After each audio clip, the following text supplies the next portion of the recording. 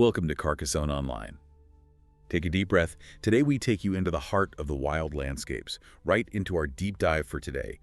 We are looking at a really fascinating stack of historical records and field notes. Yeah, and some pretty extensive geological surveys, too. Right, exactly. Yeah. So our mission today is figuring out how the chaotic life of a 5th century Visigoth king became permanently fused with this breathtaking serene rock formation down in southern France. It is a wild connection. It really is.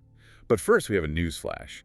August 24, 410 AD, Rome falls. A huge moment in history. Right. For the first time in 800 years, a foreign army actually breaches the Eternal City, and they're demanding a ransom of 5,000 pounds of gold. And get this, 3,000 pounds of pepper. It's just such a specific ransom demand, isn't it? I mean, it really sets a completely different tone for Alaric I. Yeah, totally. Because, he wasn't just this mindless barbarian swinging a club, which is unfortunately how history often paints him. Right. I mean, if you look at the sources, he's operating way more like a frustrated freelance contractor. That is, a really great way to put it. Yeah, think about the Battle of Frigidus, just a few years prior to that. Alaric sacrificed 10,000 of his own men fighting for Rome as an allied force. A massive, massive loss for his people. And when the dust settled, he fully expected his promised military promotion and pay. But Rome gave him absolutely nothing. Exactly, nothing at all. So, the sack of Rome wasn't just some act of random vandalism. It was actually a highly calculated bid for political survival.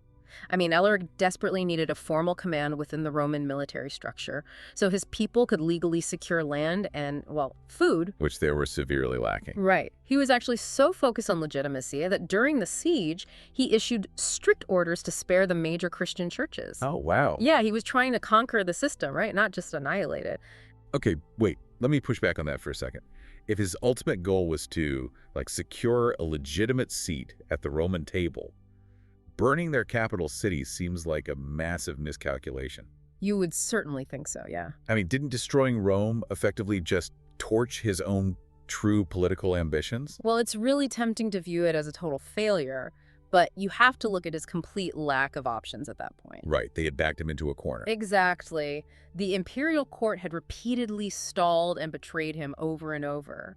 Sacking the city was quite literally the only leverage he had left to force their hand. Yeah, that makes sense. So yes, it meant he would never get that formal Roman title he craved.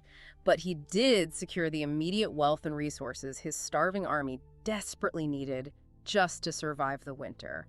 So he got the gold to the pepper, which is great, but his victory was incredibly brief. Very brief, yeah. Because he died of a sudden fever just a few months later. Right, and his death really left his people adrift. They ended up migrating westward, eventually carving out a kingdom in Gaul. Modern-day France. Exactly, and as they moved, they mapped their collective trauma and their reverence for their fallen king right onto the terrain itself. Wow. So this towering presence looming over the Aude region of France actually became known as the Montagne d'Alaric. And that mountain itself holds this, physical echo of that history, specifically above the village of Flower. Oh, absolutely. There's this site up there called Les Bénitiers de l'Alaric, and the geology almost mimics the violent fracturing of that whole Roman era.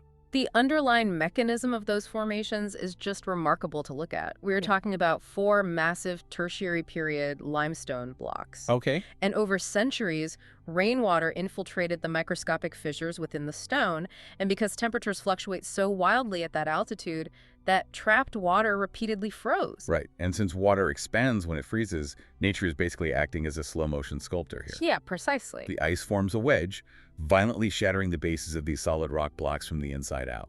It really is violent, yeah.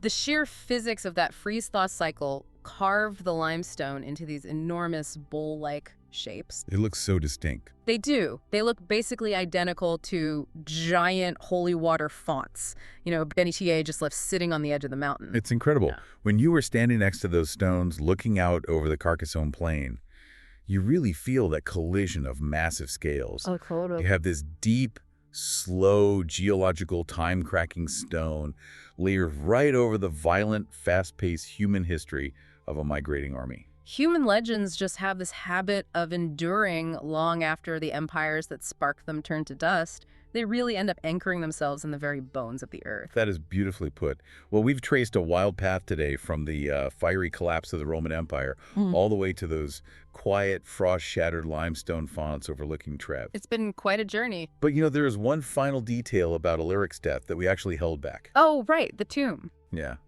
According to legend, his followers diverted a river, buried him, and all that newly acquired Roman treasure right in the dry bed, and then let the water rush back over it. And the captives who dug the grave were killed, right, just to ensure the location remained a secret forever. Exactly. So think about it for a second.